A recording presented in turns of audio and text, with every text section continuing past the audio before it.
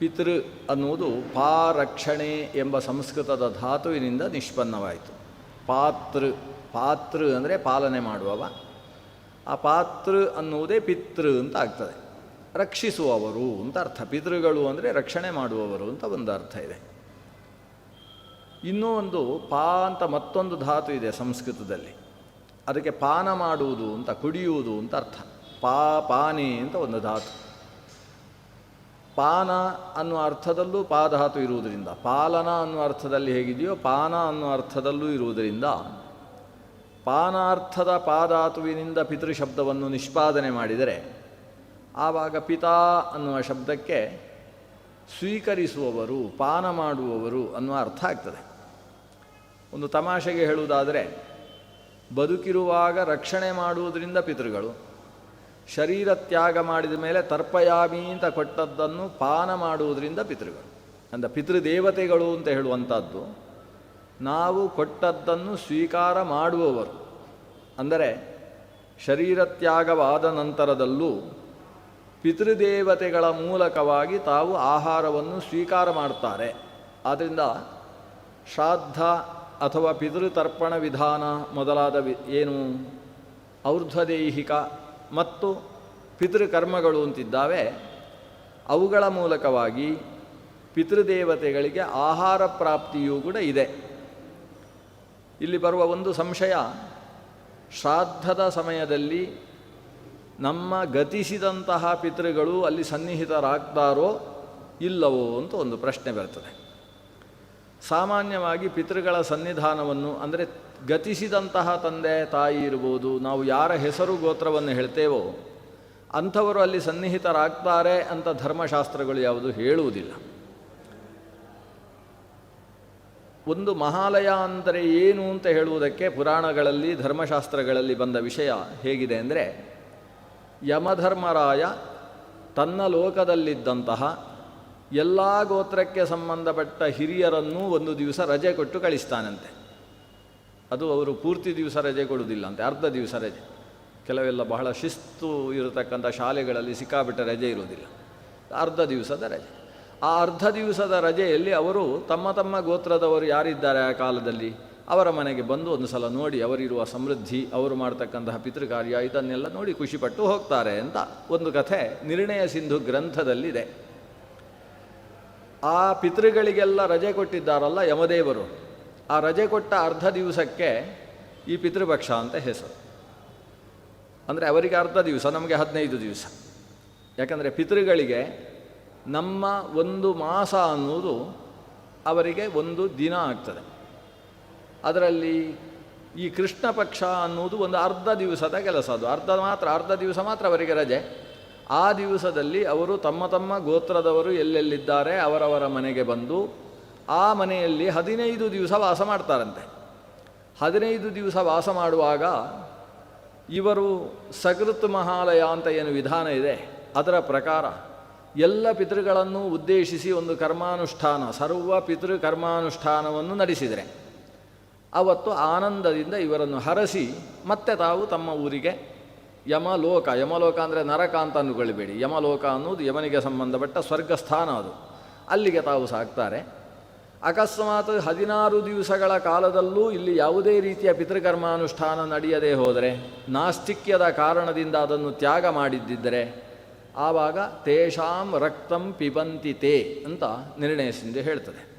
ಆಗ ಇವರು ಕೊಡಲಿಲ್ಲ ಅಲ್ವಾ, ನಾವೇ ಸ್ವೀಕಾರ ಮಾಡ್ತೇವೆ ಅಂತ ಇವರದ್ದು ಇದ್ದದ್ದನ್ನೆಲ್ಲ ತಾವು ಅಪಹರಿಸ್ತಾರೆ. ಇವರಿಗೆ ಅದರಿಂದಾಗಿ ಪಿತೃಶಾಪ ಅಥವಾ ದೋಷ ಎಂಬುದು ತಟ್ಟುತ್ತದೆ ಅನ್ನುವುದು ಆ ನಿರ್ಣಯ ಸಿಂಧುವಿನ ಮಾತಿನ ಅಭಿಪ್ರಾಯ. ಈ ಮಾತನ್ನು ಗಮನಿಸಿದರೆ ಪಿತೃಗಳು ಆ ಸಮಯದಲ್ಲಿ ತಮ್ಮ ತಮ್ಮ ಕರ್ಮಾನುಷ್ಠಾನ ನಡೆಯುವ ಗೋತ್ರಕ್ಕೆ ಸಂಬಂಧಪಟ್ಟವರ ಮಕ್ಕಳ ಮನೆಗೆ ಆಗಮಿಸ್ತಾರೆ ಅನ್ನುವುದು ಆ ನಿರ್ಣಯ ಸಿಂಧುವಿನ ಮಾತಿನಿಂದ ಅರ್ಥವಾಗ್ತದೆ. ಇಲ್ಲಿ ಕೆಲವು ಸಮಸ್ಯೆಗಳುಂಟು. ಸಾಂಶಚೇತನಗಳಾದರೆ ಬರುವುದು ಸರಿಯಾಗ್ತದೆ, ನಿರಂಶಚೇತನಗಳ ಆಗಮನ ಹೇಗೆ? ಈಗ ಭೀಷ್ಮಾಚಾರ್ಯರು ಪಿಂಡ ಪ್ರದಾನ ಮಾಡ್ತಾ ಇರುವಂತಹ ಸಂದರ್ಭದಲ್ಲಿ ತಂದೆಯಾದ ಶಂತನು ತಾನಾಗಿ ಕೈ ಎತ್ತಿ ಹಿಡಿದಂತಹ ಘಟನೆಯನ್ನು ನಾವು ಹರಿವಂಶದ ಕಥೆಯಲ್ಲಿ ನೋಡಿದ್ದೇವೆ. ಶಂತನು ಅಂತೇಳಿದರೆ ಸಾಕ್ಷಾತ್ ವರುಣನೇ ಶಂತನುವಾಗಿ ಆವಿರ್ಭವಿಸಿದ್ದು. ಆದ್ದರಿಂದ ಅದು ಸಾಂಶಚೇತನ, ದೇವತೆಗಳದು. ಆದ್ದರಿಂದ ಅವರು ನಾನಾ ಅಂಶಗಳನ್ನು ಪಡೆದು ತಮ್ಮ ರೂಪಗಳಲ್ಲಿ ತಾವು ಆಗಮಿಸತಕ್ಕಂಥದ್ದು ಸರಿ ಎನಿಸ್ತದೆ. ಆದರೆ ಈತನ ಮೃತ ಪಿತೃಗಳು ಅವರು ತಮ್ಮ ಕರ್ಮಕ್ಕೆ ಅನುಗುಣವಾಗಿ ಎಲ್ಲೋ ಬೇರೆಯ ಯೋನಿಯಲ್ಲಿ ಆವಿರ್ಭವಿಸುವುದಕ್ಕೆ ಅವಕಾಶ ಇರ್ತದೆ, ಅಥವಾ ಸ್ವರ್ಗ ಪ್ರಾಪ್ತಿಯೋ ನರಕ ಪ್ರಾಪ್ತಿಯೋ ಆಗಿರತಕ್ಕಂತಹ ಸಾಧ್ಯತೆ ಇರ್ತದೆ. ಕೆಲವೊಂದು ಸಂದರ್ಭದಲ್ಲಿ ಅವರು ಭಗವದ್ ದರ್ಶನವನ್ನು ಪಡೆದವರು ಅಂತಾದರೆ ತಮ್ಮ ಕರ್ಮವನ್ನು ಭಸ್ಮ ಮಾಡಿಕೊಂಡು ಬ್ರಹ್ಮೀಭೂತರಾಗುವುದಕ್ಕೆ ಅವಕಾಶ ಇದೆ. ಇನ್ನು ಹೀಗಿರಬೇಕಾದರೆ ಶ್ರಾದ್ದ ಕರ್ಮ ಯಾಕೆ ಬೇಕು ಅನ್ನೋ ಒಂದು ಪ್ರಶ್ನೆಯನ್ನು ಕೂಡ ಈ ಪುರಾಣಗಳು ಎತ್ತಿಕೊಂಡು ಉತ್ತರ ಕೊಡ್ತವೆ. ಯಾಕೆ ಬೇಕು? ನಿರ್ಣಯ ಸಿಂಧು ಈ ಮಾತನ್ನು ಉಲ್ಲೇಖ ಮಾಡಿ ಹೇಳ್ತದೆ, ಬ್ರಹ್ಮೀಭೂತ ಪಿತೃಕೇಣಾಪಿ ಅವಶ್ಯಂ ಕರ್ತವ್ಯಮೇವ ಪಿಂಡದಾನಾದಿಪೂರ್ವಕಂ ಪಿತೃಕೃತ್ಯಂ ಅಂತ ಹೇಳ್ತದೆ. ಅಂದರೆ ಈತನ ತಂದೆ ಸಾಕ್ಷಾತ್ ಭಗವದ್ ಅಪರೋಕ್ಷ ಜ್ಞಾನವನ್ನು ಪಡೆದು ಮೋಕ್ಷವನ್ನು ಪಡೆದಿದ್ದಾನೆ ಅಂತ 100ಕ್ಕೆ 100 ನಿರ್ಣಯವಾಗಿದ್ದರೂ ಮಕ್ಕಳಾಗಿ ತಮ್ಮ ಕರ್ತವ್ಯ ಅನ್ನುವ ಭಾವದಿಂದ ಅವರು ಪಿತೃಕರ್ಮವನ್ನು ಅವಶ್ಯ ನಡೆಸಲೇಬೇಕು. ಇದರಿಂದ ಅರ್ಥ ಆಗುವುದೇನು? ನಮ್ಮ ಪಿತೃಕರ್ಮದಿಂದ ಆ ಅಪ್ಪನಿಗೆ ಅಜ್ಜನಿಗೆ ಶ್ರೇಯಸ್ಸಾಗುವುದಲ್ಲ, ಅವರ ಶ್ರೇಯಸ್ಸು ಅವರವರು ಸಾಧಿಸಿಕೊಂಡಿರ್ತಾರೆ. ಹಾಗಾದರೆ ನಾವು ನಡೆಸತಕ್ಕಂತಹ ಪಿತೃಕರ್ಮ ಅನ್ನುವುದು ನಮ್ಮ ಕರ್ತವ್ಯ. ನಾವು ಮಕ್ಕಳಾಗಿ ಆವಿರ್ಭವಿಸಿದ ಮೇಲೆ ಮಾಡಬೇಕಾದಂತಹ ಸಮಾಜ ಕರ್ಮ ದೇವಕರ್ಮ, ಅದು ದೇವತೆಗಳ ಪ್ರೀತಿಗೋಸ್ಕರ ನಡೆಸುವ ಪಿತೃಕರ್ಮ, ಅದು ಕರ್ತವ್ಯ ಅನ್ನುವ ದೃಷ್ಟಿಯಿಂದ ನಡೆಸಬೇಕಾದದ್ದು. ಇದನ್ನು ನಡೆಸದೇ ಹೋದದ್ದರಿಂದ ಪಿತೃಗಳಿಗೆ ಯಾವುದೇ ರೀತಿಯ ಅಧೋಗತಿ ಇತ್ಯಾದಿಗಳು ಅಲ್ಲ. ಅವರು ಅವರವರ ಕರ್ಮದ ಬಲದಿಂದ ತಮ್ಮ ತಮ್ಮ ಸ್ಥಾನವನ್ನು ಪಡೆದಿರ್ತಾರೆ. ಹಾಗಾದರೆ ಈತ ನಡೆಸತಕ್ಕಂತಹ ಕರ್ಮ ಅದು ದೇವತಾ ಪ್ರೀತ್ಯರ್ಥವಾಗಿ ನಡೆಸುವ ಕರ್ಮ. ಅದರಲ್ಲಿ ವಸು ರುದ್ರ ಆದಿತ್ಯ ಅನ್ನುವ 3 ಗಣಗಳು, ಜೊತೆಗೆ ಪ್ರದ್ಯುಮ್ನ ಸಂಕರ್ಷಣ ವಾಸುದೇವ ಅಂತ ಹೇಳುವ ಭಗವಂತನ 3 ರೂಪಗಳು. ಈ ಶ್ರಾದ್ದ ಕರ್ಮದಲ್ಲಿ ಭಗವಂತನ 5 ರೂಪಗಳ ಚಿಂತನೆಯನ್ನು ನಡೆಸಬೇಕು ಅಂತ ಜಗನ್ನಾಥದಾಸರು ಪಿತೃಗಣ ಸನ್ನಿಯಲ್ಲಿ ಉಲ್ಲೇಖ ಮಾಡ್ತಾರೆ. ಅಂದರೆ ಭಗವಂತನ 5 ರೂಪಗಳ ಚಿಂತನೆ. ಸಾಮಾನ್ಯವಾಗಿ ಎಲ್ಲ ಅನುಷ್ಠಾನಗಳಲ್ಲೂ ಪಂಚರೂಪದ ಚಿಂತನೆ ಅಂತಿರ್ತದೆ. ಭಗವಂತನ ಮೊದಲ ರೂಪಕ್ಕೆ ನಾರಾಯಣ ಅಂತ ಹೆಸರು. ಅದರಿಂದ ಆವಿರ್ಭವಿಸಿದ ಚತುರ್ವ್ಯೂಹಗಳು ಅಂತೇಳಿದರೆ ವಾಸುದೇವ, ಸಂಕರ್ಷಣ, ಪ್ರದ್ಯುಮ್ನ ಮತ್ತು ಅನಿರುದ್ಧ ಅನ್ನುವ ರೂಪಗಳು. ಇದರಲ್ಲಿ ಪಿತೃಪಿತಾಮಹ ಪ್ರಪಿತಾಮಹಾಂತರ್ಯಾಮಿಯಾಗಿ ಪ್ರದ್ಯುಮ್ನ, ಸಂಕರ್ಷಣ, ವಾಸುದೇವ ಅಂತ ಭಗವಂತನ 3 ರೂಪಗಳನ್ನು 3 ಪಿಂಡಗಳಲ್ಲಿ ಚಿಂತನೆ ಮಾಡಲಿಕ್ಕಿದೆ. ಶ್ರಾದ್ದ ಕರ್ಮದಲ್ಲಿ ಒಂದು ದೇವಸ್ಥಾನ ಅಂತಿರ್ತದೆ, ಶಾಲಗ್ರಾಮಾದಿಗಳನ್ನು ಇಟ್ಟಿರ್ತೇವೆ. ಆ ಶಾಲಗ್ರಾಮಾದಿಗಳನ್ನಿಟ್ಟು ಶ್ರಾದ್ದದ ಮಧ್ಯದಲ್ಲಿ ತದಾದೌ ವಿಷ್ಣು ಪೂಜಾಂ ಕರಿಷ್ಯೆ ಅಂತ ಹೇಳಿ ಆ ಶಾಲಗ್ರಾಮಕ್ಕೆ ಕೇಶವಾದಿ ನಾಮಗಳಿಂದ ಅರ್ಚನೆ ಮಾಡುವ ವಿಧಾನ ಇದೆ. ಈ ಮಧ್ಯದಲ್ಲಿ ವಿಷ್ಣು ಸ್ಥಾನ ಅಥವಾ ದೇವಸ್ಥಾನ ಅನ್ನುವ ಜಾಗ ಏನಿರ್ತದೆ, ಅದು ಈ ಶ್ರಾದ್ದಕ್ಕೆ ಸಾಕ್ಷಿಯಾಗಿ ನಿಂತಹ ಭಗವಂತನ ರೂಪ. ಅಲ್ಲಿ ನಾರಾಯಣ ಅನ್ನುವ ರೂಪವನ್ನು ಚಿಂತನೆ ಮಾಡಬೇಕು. ಹೀಗೆ ಪಿತೃಪಿತಾಮಹ ಪ್ರಪಿತಾಮಹ ಅನ್ನುವ 3 ಪ್ರತೀಕಗಳಲ್ಲಿ ಭಗವಂತನ ಪ್ರದ್ಯುಮ್ನ, ಸಂಕರ್ಷಣ, ವಾಸುದೇವ ಅನ್ನುವ 3 ರೂಪದ ಚಿಂತನೆಯ ಜೊತೆಗೆ ದೇವಸ್ಥಾನದಲ್ಲಿ ಅಂದರೆ ಶಾಲಗ್ರಾಮ ಇಟ್ಟಂತಹ ಸ್ಥಾನದಲ್ಲಿ ಶ್ರಾದ್ದಕ್ಕೆ ಸಾಕ್ಷಿಯಾಗಿ ಶ್ರಾದ್ದದ ಫಲವನ್ನು ಕೊಡುವವನಾಗಿ ಭಗವಂತ ನಾರಾಯಣ ರೂಪದಲ್ಲಿ ಸಂಸ್ಥಿತನಾಗಿರ್ತಾನೆ. ಶ್ರಾದ್ದ ಕರ್ತೃ ಇದ್ದಾನಲ್ಲ, ಅವನಿಗೂ ಶ್ರಾದ್ದದ ದಿವಸ ವಿಶೇಷ ಮಹತ್ವ ಇದೆ. ಯಾಕೆ? ಆತನಲ್ಲಿ ಪಿತೃಗಳ ಸನ್ನಿಧಾನ ಇರ್ತದೆ. ಅದಕ್ಕೋಸ್ಕರವೇ ಆತನಿಗೆ ಬ್ರಹ್ಮಚರ್ಯಾದಿ ವಿಧಾನಗಳನ್ನು ಆಗ ಮಾಡ್ತದೆ. ಆ ವಿಧಾನ ಇಲ್ಲದೆ ಹೋದರೆ ಆತನಿಗೆ ಅನೇಕ ಅನಿಷ್ಟಗಳನ್ನು ಕೂಡ ಶಾಸ್ತ್ರ ನಿರೂಪಣೆ ಮಾಡ್ತದೆ. ಆತನಲ್ಲಿ ಪಿತೃಸನ್ನಿಧಾನ ಇರುವ ಕಾರಣದಿಂದ ಆತನಿಗೂ ಕೂಡ ಒಂದು ವಿಶೇಷವಾದ ಭಗವಂತನ ಸನ್ನಿಧಾನ ಇದೆ. ಅದರಲ್ಲಿ ಅನಿರುದ್ಧ ಎಂಬ ರೂಪದಲ್ಲಿ ಕರ್ತೃವಿನಲ್ಲಿ ಭಗವಂತ ಸನ್ನಿಹಿತನಾಗ್ತಾನೆ. ಹೀಗೆ ಕರ್ತೃವಿನಲ್ಲಿ ಅನಿರುದ್ಧ, ದೇವಸ್ಥಾನದಲ್ಲಿ ಭಗವಂತ ನಾರಾಯಣ ರೂಪದಲ್ಲಿರ್ತಾನೆ. ತ್ರಿತಯದಲ್ಲಿ ಅಂದರೆ ಪಿಂಡ ತ್ರಿತಯದಲ್ಲಿ ಭಗವಂತ ಪ್ರದ್ಯುಮ್ನ, ಸಂಕರ್ಷಣ, ವಾಸುದೇವ ಅನ್ನುವ 3 ರೂಪಗಳಿಂದ ಸಂಸ್ಥಿತನಾಗ್ತಾನೆ.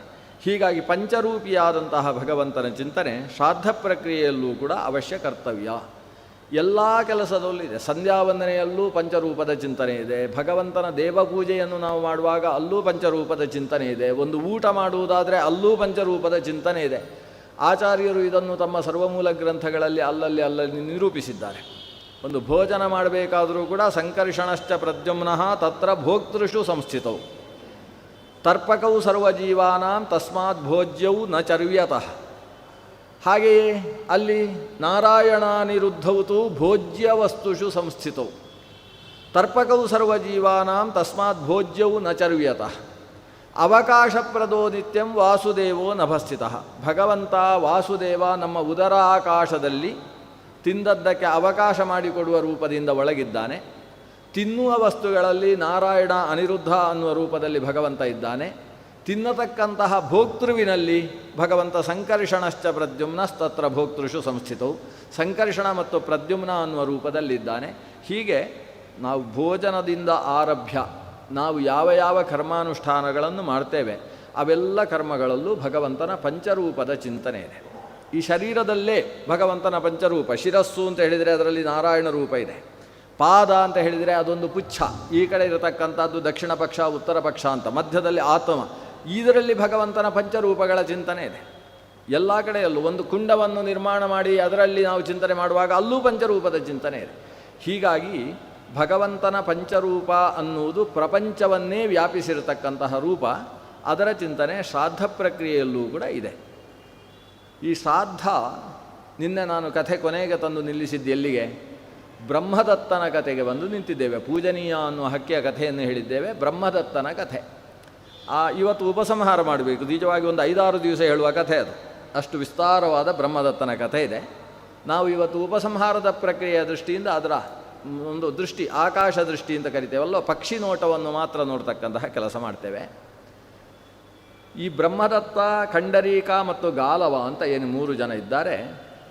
ಇವರು ಎಷ್ಟೆಷ್ಟೋ ಜನ್ಮಗಳನ್ನು ಹೊತ್ತು ಕೊನೆಗೆ ಈ ಜನ್ಮವನ್ನು ಪಡೆದವರು.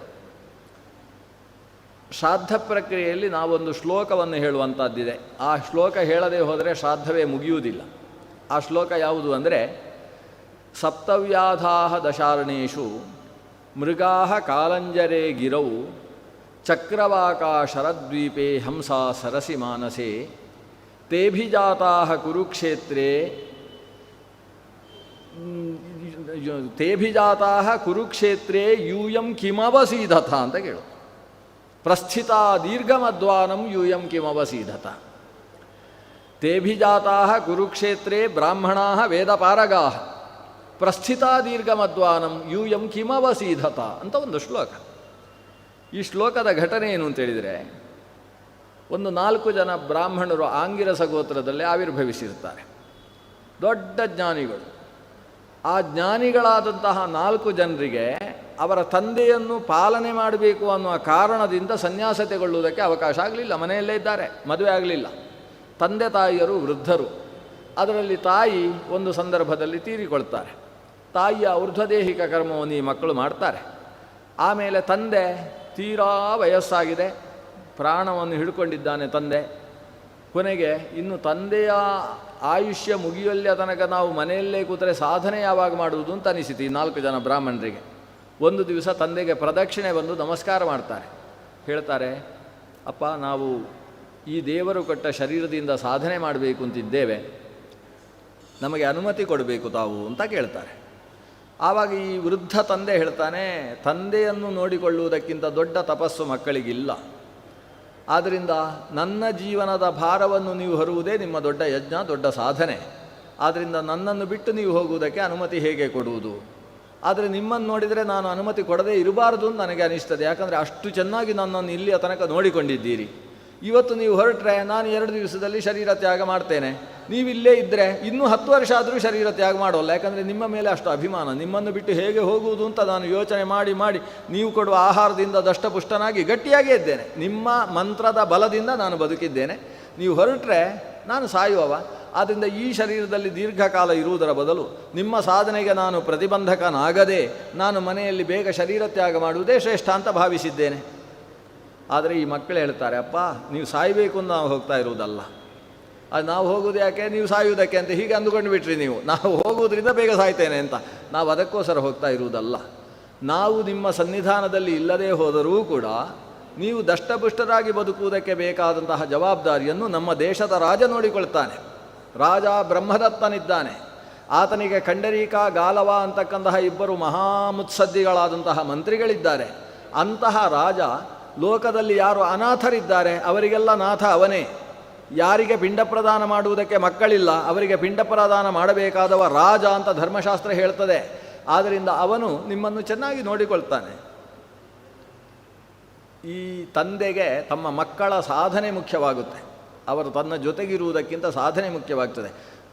ಅವ ಪ್ರೀತಿಯಿಂದ ಅವರನ್ನು ಆಶೀರ್ವಾದ ಮಾಡಿ ಕಳಿಸಿಕೊಡ್ತಾನೆ. ಆದರೆ ಮಕ್ಕಳು ಹೇಳ್ತಾರೆ, ಅಪ್ಪ, ನಾವು ನಮ್ಮ ಸಾಧನೆಗೆ ಹೊರಟಿದ್ದೇವೆ. ನೀನು ಹೀಗೇ ಹೋಗಿ ರಾಜನ ಮುಂದೆ ನಿಂತರೆ ರಾಜ ನಿನ್ನನ್ನು ಎಷ್ಟು ಆದರಿಸ್ತಾನೆ, ನನ್ನ ಅಪ್ಪ ಇವ ಅಂತ ಅಷ್ಟು ಪ್ರೀತಿಯಿಂದ ನೋಡಿಕೊಳ್ತಾನೆ ಅನ್ನೋದು ನಮಗೆ ಸಂಶಯ ಇದೆ. ಯಾಕಂದರೆ ಅವನಿಗೆ ಸಾವಿರಾರು ತಲೆಯ ಭಾರಗಳಿರ್ತವೆ. ಆದ್ದರಿಂದ ನಾವು ಒಂದು ಶ್ಲೋಕ ಹೇಳಿಕೊಡ್ತೇವೆ. ಈ ಶ್ಲೋಕವನ್ನು ಅದರಲ್ಲಿ 4, 4, 4, 4, 4 ಒಟ್ಟು 2 ಶ್ಲೋಕ, ಅಂದರೆ ಅಷ್ಟಪದಿ ಶ್ಲೋಕ, ಅದು ಚತುಷ್ಪದಿ ಶ್ಲೋಕ ಅಲ್ಲ. ಅನುಷ್ಠುಪ್ ಶ್ಲೋಕ ನೋಡಿದರೆ 2 ಶ್ಲೋಕ ಆಗ್ತದೆ ಅದು. ಈ ಶ್ಲೋಕವನ್ನು ನೀನು ಕಂಠಪಾಠ ಮಾಡಿಕೊಂಡು ಆ ರಾಜ ಮತ್ತು ಅವನ 2 ಮಂತ್ರಿಗಳು ಒಟ್ಟಿಗಿರುವಾಗ ಆ 3 ಜನರ ಕಿವಿಗೆ ಬೀಳುವ ಹಾಗೆ ಈ ಶ್ಲೋಕವನ್ನು ಹೇಳಬೇಕು. ಇಷ್ಟು ಹೇಳಿದಿ ಅಂದರೆ ಆಮೇಲೆ ನಿನ್ನ ಜವಾಬ್ದಾರಿಯನ್ನೆಲ್ಲ ಅವರೇ ಹೊತ್ತುಕೊಳ್ತಾರೆ. ನಿನ್ನನ್ನು ಅಪ್ಪ ಅಂತ ಪೂಜೆ ಮಾಡ್ತಾರೆ ಅವರು. ನಿನಗೆ ಬೇಕಾದ ಎಲ್ಲ ರೀತಿಯ ಕೆಲಸವನ್ನು ಅವರು ಮಾಡಿಕೊಡ್ತಾರೆ ಅಂತ ಈ 4 ಜನ ಮಕ್ಕಳು ಈ ತಂದೆಗೆ ಒಂದು ಶ್ಲೋಕವನ್ನು ಹೇಳಿಕೊಟ್ರು. ಅದೇ ಈಗ ನಾನು ಹೇಳಿದ ಶ್ಲೋಕ. ಯಾವುದು? ಸಪ್ತವ್ಯಾಧಾದ ಶಾರಣೇಶು ಮೃಗಾ ಕಾಲಂಜರೇಗಿರವು ಅನ್ನುವ ಶ್ಲೋಕ. ಈ ಅಪ್ಪ ಆ ಶ್ಲೋಕವನ್ನು ಕಂಠಪಾಠ ಮಾಡಿಕೊಂಡಿದ್ದಾನೆ. ಒಳ್ಳೆ ವಿದ್ವಾಂಸ. ಇವರು 4 ಜನ ಕಾಡಿಗೆ ಹೊರಟ ಮೇಲೆ ಮನೆಯಲ್ಲಿ ತಿನ್ನುವುದಕ್ಕೆ ಉಣ್ಣುವುದಕ್ಕೆ ಧಾನ್ಯವೂ ಖಾಲಿಯಾದಾಗ ಹೋಗಿ ರಾಜನಿಗೆ ಹೇಳಬೇಕು ಅಂತ ಓಡಿ ಬರ್ತಾನೆ. ಹಣ್ಣು ಮುದುಕ ಇದ್ದಾನೆ, ಕೈಯಲ್ಲಿ ಕೋಲು ಹಿಡ್ಕೊಂಡು ಬಾರಿ ಬರ್ತಾನೆ. ಯಾವಾಗ ಕಾಂಪಿಲ್ಯ ನಗರಕ್ಕೆ ಬರ್ತಾನೆ, ಕಾಂಪಿಲ್ಯದ ರಾಜನಾದ ಬ್ರಹ್ಮದತ್ತ ಕಾಡಿಗೆ ಹೋಗಿದ್ದಾನೆ ಅಂತ ಸುದ್ದಿ ಬರ್ತದೆ. ಅವನು ರಾಜ್ಯದಲ್ಲಿಲ್ಲ, ಕಾಡಿಗೆ ಸಾಧನೆ ಮಾಡುವುದಕ್ಕೋಸ್ಕರ ಕಾಡಿಗೆ ಹೋಗಿದ್ದಾನೆ. ಅಷ್ಟು ಹೊತ್ತಿಗೆ ಇನ್ನೊಂದು ಆನಂದದ ಸುದ್ದಿ ಬಂತು. ಕಾಂಪಿಲ್ಯದ ರಾಜ ಕಾಡಿನಲ್ಲಿ ಹೋಗಿ ಭಗವಂತನ ದರ್ಶನ ಮಾಡಿ ಹಿಂತಿರುಗಿ ಬರ್ತಾ ಇದ್ದಾನೆ ಅಂತ. ಭಾರಿ ಖುಷಿಯಾಯಿತು ಬ್ರಾಹ್ಮಣನಿಗೆ.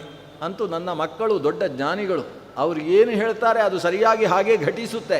ಇಲ್ಲೇ ಹೋದರೆ ನಾನು ಬರುವಾಗ ರಾಜ ಇರಬೇಕು ಅಂತ ಏನು, ನಾನು ಬಂದ ದಿವಸವೇ ಆವಾಗ ಕಾಡಿನಲ್ಲಿ ಸಾಧನೆ ಮುಗಿಸಿಕೊಂಡು ಹಿಂದಿರುಗಬೇಕು ಅಂತೇನು. ಆದರೆ ರಾಜನನ್ನು ನೋಡುವುದು ಅಸಾಧ್ಯ ಅನ್ನುವ ಪ್ರಸಂಗ ಎದುರಾಗಿ ಬಿಟ್ಟಿತ್ತು. ರಾಜ ಕಾಡಿಗೆ ಹೋಗಿ ಸಾಧನೆ ಮಾಡಿ ಹಿಂತಿರುಗ್ತಾನೆ ಅನ್ನುವ ವಿಷಯ ಯಾವಾಗ ಊರಿನಲ್ಲಿ ಪ್ರಚಾರವಾಗ್ತದೆ, ಊರಿನ ಹೊರಗೆ ಕಾಡಿನಿಂದ ಹೊರಬರತಕ್ಕಂತಹ ದಾರಿಯಲ್ಲಿ ಜಮಾಯಿಸಿಬಿಟ್ಟಿದೆ ರಾಜನನ್ನು ಸ್ವಾಗತಿಸುವುದಕ್ಕೋಸ್ಕರ. ರಾಜನ ಸ್ವಾಗತದಲ್ಲಿ ಮೊದಲ ಜಾಗದಲ್ಲಿ ಯಾರಿರುವುದು? ಆತನ ಪತ್ನಿಯಾದಂತಹ ಸನ್ನತಿ, ಬ್ರಹ್ಮದತ್ತನ ಪತ್ನಿಯಾದ ಸನ್ನತಿ ಇದ್ದಾಳೆ. ಅವರ ಜೊತೆಗೆ ಇವರನ್ನು ಸ್ವಾಗತಿಸುವುದಕ್ಕೋಸ್ಕರ ಇನ್ನಿಬ್ಬರಿದ್ದಾರೆ, ಗಾಲವ ಮತ್ತು ಖಂಡರೀಕ ಅಂತ ಹೇಳ್ತಕ್ಕಂತಹ ಮಂತ್ರಿಗಳಿದ್ದಾರೆ. ಸಮಗ್ರ ರಾಜ ಪ್ರಕೃತಿ ವರ್ಗವೇ ಅಲ್ಲಿ ಸೇರಿದೆ. ಎಲ್ಲ ಪ್ರಜಾ 10 ಸಮಸ್ತರು ಎಲ್ಲರೂ ಸೇರಿಕೊಂಡಿದ್ದಾರೆ. ರಾಜ ಕಾಡಿಗೆ ಹೋದದ್ದು ಯಾಕೆ? ನಾವು ಈ ಕಥೆ ಇಲ್ಲಿ ಸ್ವಲ್ಪ ನಿಲ್ಲಿಸಿಕೊಂಡು ಆ ಕಡೆ ಕತೆ ಹೋಗಬೇಕು, ಸ್ವಲ್ಪ ಹಿಂದುಗಡೆಗೆ. ಕಾಡಿಗೆ ಯಾಕೆ ಹೋದ ರಾಜ? ಯಾಕಂದರೆ ಹೆಂಡತಿಯ ಜೊತೆಗೆ ಗಲಾಟೆ ಮಾಡಿಕೊಂಡು ಕಾಡಿಗೆ ಹೋದ. ಅದಕ್ಕೆ ಹಿಂದಿನವರು ಹೇಳಿದ್ದು, ಏನೇ ಆಗಲಿ ಕಾಲದಲ್ಲಿ ಮದುವೆ ಆಗಪ್ಪ.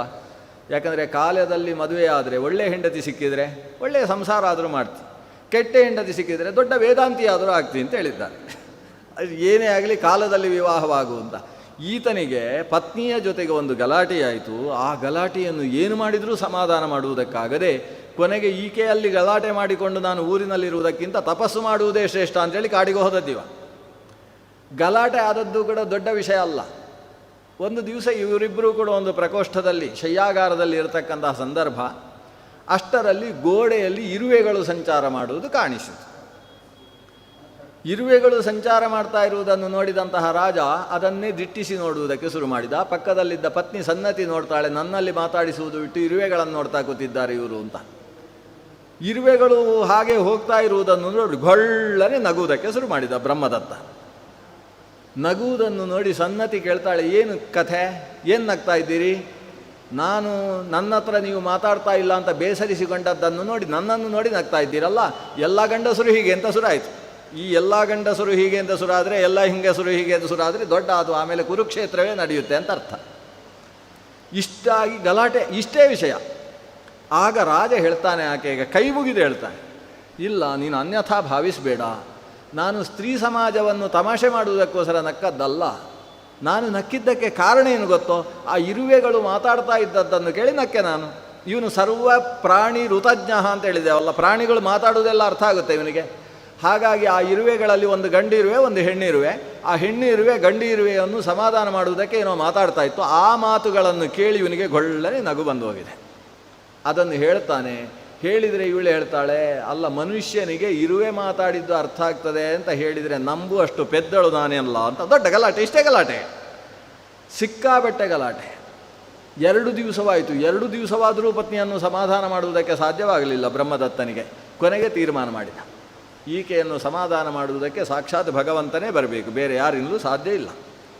ಯಾಕಂದರೆ ಭಗವಂತನಿಗೆ ಪ್ರಿಯ ಅಪ್ರಿಯ ಅಂತ 2 ರೂಪಗಳಿದ್ದಾವೆ. ಅವನು ಪ್ರಿಯ ಅನ್ನುವ ರೂಪದಲ್ಲಿ ನಮಗೆ ಸಂಬಂಧಿಸಿದವರಲ್ಲಿ ನಿಂತರೆ ನಮ್ಮಲ್ಲಿ ಪರಸ್ಪರ ಪ್ರೀತಿ ಉಂಟಾಗ್ತದೆ. ಅಪ್ರಿಯ ಅನ್ನುವ ರೂಪದಲ್ಲಿ ನಿಂತರೆ ಅದು ತಂದೆ ಮಗನಾಗಿರಲಿ, ಗಂಡ ಹೆಂಡತಿಯಾಗಿರಲಿ, ಅಥವಾ ತಾಯಿ ಮಗಳಾಗಿರಲಿ, ಅತ್ತೆ ಸೊಸೆಯೇ ಆಗಿರಲಿ, ಅದನ್ನು ಸ್ವಲ್ಪ ಬದಿಗಿಟ್ಟುಕೊಳ್ಳುವ, ಯಾರೇ ಆಗಿರಲಿ ಅವರಲ್ಲಿ ಅಪ್ರಿಯತ್ವ ಅನ್ನೋದು ಪ್ರಾರಂಭ ಆಗಿಬಿಡ್ತದೆ. ಹಾಗಾದರೆ ಭಗವಂತನ ಪ್ರಿಯ ಅನ್ನುವ ರೂಪ ಸನ್ನಿಹಿತವಾಗಬೇಕು ಅಂತಾದರೆ ದೇವರನ್ನೇ ನಾನು ಸಮಾಧಾನ ಮಾಡಬೇಕು, ದೇವರನ್ನು ಸಮಾಧಿ ಸ್ಥಿತಿಯಲ್ಲಿ ನಾನು ಕೂಡಿಸಿಕೊಳ್ಳಬೇಕು ಅಂತ ಆಲೋಚನೆ ಮಾಡಿದಂತಹ ರಾಜ ಬ್ರಹ್ಮದತ್ತ ತಾನೊಬ್ಬನೇ ಕಾಡಿಗೆ ತೆರಳಿ ತಪಸ್ಸು ಮಾಡಿದ. 7 ದಿವಸದಲ್ಲಿ ಭಗವಂತನನ್ನು ಸಾಕ್ಷಾತ್ಕಾರ ಮಾಡಿಕೊಳ್ತಾನೆ. ಅಷ್ಟು ಮಾಡಿಕೊಂಡು ಊರಿಗೆ ಹಿಂತಿರುಗ್ತಾ ಇದ್ದಾನೆ ಅನ್ನುವ ವಿಷಯ ತಿಳಿದಾಗ ಎಲ್ಲರೂ ರಾಶಿ ಸೇರಿದ್ದು. ಅದರಲ್ಲಿ ಮೊದಲಿಗಳು ಯಾರು? ಅಷ್ಟು ಗಲಾಟೆ ಮಾಡಿದ ಸನ್ನತಿ ಮೊದಲಿದ್ದಾಳೆ. ಇವರೆಲ್ಲ ಸ್ವಾಗತಕ್ಕೆ ಸಿದ್ಧರಾಗಿದ್ದಾಗ ರಾಜ ಬಂದವನನ್ನು ಸಾರಥಿ ಮುಂದಕ್ಕೆ ಹೋಗಿ ತನ್ನ ರಥದಲ್ಲಿ ಕೂಡಿಸಿಕೊಂಡ. ರಥದಲ್ಲಿ ರಾಜ ಹತ್ತಿದಂತಹ ಸಂದರ್ಭದಲ್ಲಿ 2 ಮಂತ್ರಿಗಳು ಗಾಲವ ಮತ್ತು ಖಂಡರೀಕರು ಕೈಯಲ್ಲಿ ಚಾಮರವನ್ನು ಹಿಡ್ಕೊಂಡು ತಾವೂ ರಥದ ಮೇಲೆ ಹತ್ತಿದ್ದಾರೆ. ಅಕ್ಕಪಕ್ಕದಲ್ಲಿ ನಿಂತು ರಾಜನಿಗೆ ಚಾಮರ ಸೇವೆಯನ್ನು ನಡೆಸ್ತಾ ಇದ್ದಾರೆ. ಸಾಕ್ಷಾತ್ ಸನ್ನತಿ ದೇವಿಯೇ ತಾನು ಕೈಯಲ್ಲಿ ಲಾಜಾಕ್ಷತೆಗಳನ್ನು ಹಿಡಿದುಕೊಂಡು ದೊಡ್ಡ ತಟ್ಟೆಯಲ್ಲಿ ಮಂಗಳಕರವಾಗಿರತಕ್ಕಂತಹ ಅರಿಶಿಣ ಕುಂಕುಮಗಳನ್ನು ಬೆರೆಸಿದ ಅಥವಾ ಸುಣ್ಣ ಮತ್ತು ಅರಿಶಿಣಗಳನ್ನು ಬೆಳೆಸಿದಂತಹ ಸುಂದರವಾದ ಮಂಗಳ ದ್ರವ್ಯದ ಆರತಿಯನ್ನು ಮಾಡಿಕೊಂಡು ಆತನನ್ನು ಸ್ವಾಗತಿಸ್ತಾಳೆ. ಇಷ್ಟೆಲ್ಲ ಆಯಿತು. ಇಷ್ಟಾಗುವಾಗ ಈ ಬ್ರಾಹ್ಮಣ ಇದೇ ಸರಿಯಾದ ಸಂದರ್ಭ. ಯಾಕಂದರೆ ರಥದಲ್ಲಿ ಒಬ್ಬನೇ ಇರುವುದಲ್ಲ, 3 ಜನ ಇದ್ದಾರೆ. ಯಾರು 3 ಜನಕ್ಕೆ ನಾನು ಈ ಶ್ಲೋಕವನ್ನು ಕೇಳಿಸಬೇಕು ಅಂತ ನನ್ನ ಮಕ್ಕಳು ಹೇಳಿದ್ದಾರೋ ಅಂತಹ 3 ಜನ ದೈವ ಯೋಗದಿಂದ ಜೊತೆಯಲ್ಲಿ ಸಿಕ್ಕಿದ್ದಾರೆ. ಆದ್ದರಿಂದ ನಾನು ಹೋಗಿ ಅವರಿಗೆ ಈ ಶ್ಲೋಕವನ್ನು ಗಟ್ಟಿಯಾಗಿ ಹೇಳುವುದಷ್ಟೇ ಕೆಲಸ ಅಂತ ನುಗ್ಗಿದರೆ ಆ ಜನಜಂಗುಳಿಯ ಮಧ್ಯದಲ್ಲಿ ಹೇಗೆ ಹೋಗಬೇಕಿವ? ಅಷ್ಟರಲ್ಲಿ ದೂರದಲ್ಲಿ ರಥದಲ್ಲಿದ್ದಂತಹ ಖಂಡರೀಕ ಕಂಡ ಈ ಬ್ರಾಹ್ಮಣ ಏನೋ ಏದುಸಿರಿ ಬಿಟ್ಟುಕೊಂಡು ಬರ್ತಾ ಇದ್ದಾನೆ. ಆತ ಹೇಳಿದ, ವಿಪ್ರರು ಬಂದಾಗ ಜಾಗ ಬಿಡಬೇಕು ಅಂತ ಹೇಳಿದ. ಖಂಡರೀಕ ಆತ ದೊಡ್ಡ ಬ್ರಹ್ಮಜ್ಞಾನಿ ಬೇರೆ. ಆತ ಹೇಳಿದ, ಕೆಲವರು ಬರುವಾಗ ದಾರಿ ಬಿಡಬೇಕು, ಅದು ಕರ್ತವ್ಯ. ಪ್ರಜೆಗಳಿಗೆ ಧರ್ಮೋಪದೇಶ ಮಾಡ್ತಾ ಇದ್ದಾನೆ ರಥದಲ್ಲಿದ್ದುಕೊಂಡು. ಯಾರು ಬರುವಾಗ? ರಾಜನು ಬರುವಾಗ ಬ್ರಹ್ಮಜ್ಞಾನಿಗಳನ್ನು ಹೊರತುಪಡಿತ ಎಲ್ಲರೂ ದಾರಿ ಬಿಡತಕ್ಕದ್ದು. ರಾಜ ಬರುವಾಗ ದಾರಿ ಬಿಡಬೇಕು.